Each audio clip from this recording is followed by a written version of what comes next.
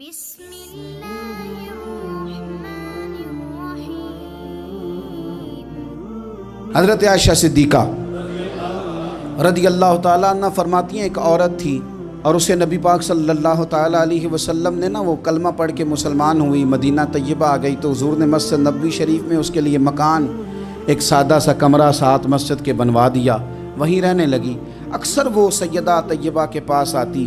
تو حضرت عائشہ صدیقہ رضی اللہ تعالیٰ عنہ فرماتی ہیں وہ بڑی باتیں سناتی اور آخر میں کہتی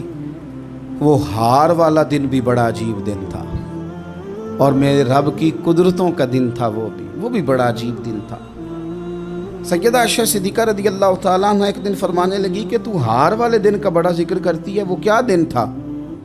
تو خاتون کہنے لگی اماں جی وہ دن تھا جب میرے رب پر بھروسہ اور مضبوط ہو گیا، جس دن میرا اپنے رب پر توکل اور بڑھا، میرے ایمان میں یقین میں اور پختگی آئی۔ کہنے لگی میں ایک گھر کی کنیز تھی، نوکرانی تھی، اس گھر میں ایک بچی تھی جس کے پاس سونے چاندی ہیرے جواہرات کا ہار تھا۔ اس زمانے میں چمڑے کے اوپر لوگ ہیرے جواہرات لگاتے تھے، کئی دفعہ سرخ رنگ کے چمڑے پہ لگائے جاتے تھے، وہ بچی پہنتی تھی تو کہتی ہوں بچی کے اس نے اتار کے رکھا یا اس سے گرا وہ ہار تو چیل اسے اٹھا کے لے گئی گوشت سمجھ کے اور میرے سامنے اٹھا کے لے گئی۔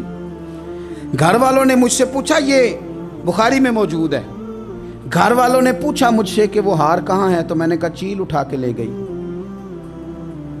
گھر میں کچھ چوری ہو جائے تو سب سے پہلا الزام کس پہ لگتا ہے؟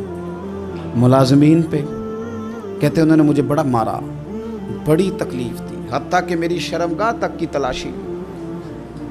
میری عزت اتنی خراب کی میں بتا نہیں سکتی۔ میں نے اپنی زندگی میں ایک واقعہ دیکھا، ایک امیر گھر میں چوری ہو گئی، ملازم کو اتنا مارا کہ وہ چارپائی پہ پڑ گیا،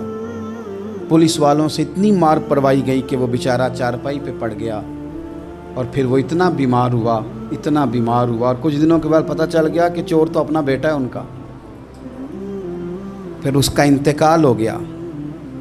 اب وہ سیٹھ صاحب اور گھر والے آ کے مرنے والے کے کان میں معافی مانگ رہے ہیں، کان میں۔ تو میں نے ان سے پھر کہا تھا کہ یہ تو اب چلا گیا ہے، تمہارا زور چلتا تھا نا تو تم نے قانون خریدا اور تم نے اسے جتنا ہو سکا تم نے اسے مار پڑوائی، تمہارے پاس جو عدالتیں تھیں تم نے وہاں کارروائی کی، اب ایک عدالت قیامت کے دن لگے گی۔ یہ کمزور تھا نا، کچھ کر نہیں سکا۔ میرے نبی پاک صلی اللہ علیہ وسلم نے فرمایا سن لو، اگر سینگ والی بکری نے بغیر سینگ والی بکری کو تکلیف دی ہوگی نا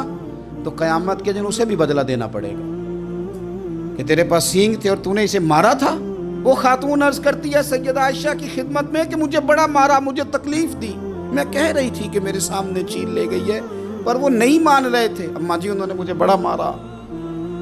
حضرت عائشہ صدیقہ کہتی ہیں پھر کیا ہوا؟ کہنے لگی اماں جی جب کوئی میرا مددگار نہ رہا، مجھے تکلیف دے رہے تھے، رسوا کر رہے تھے، تو میں نے اپنے رب سے مدد چاہی،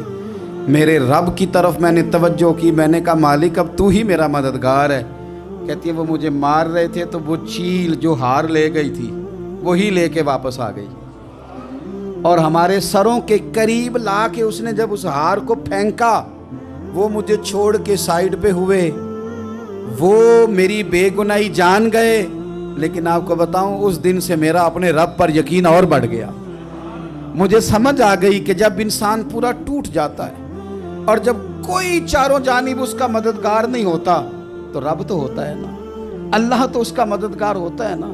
وہ تو پھر اپنے اس بندے کی مدد کرتا ہے نا، پھر وہ تو توانائی دیتا ہے نا، وہ تنہا نہیں چھوڑتا، وہ تو آنسوؤں والوں کے آنسوؤں پہ بڑا کرم فرماتا ہے، وہ تو قسم پرسی میں آ جاتا ہے، اس کی رحمت بڑھ کے استقبال کر لیتی ہے۔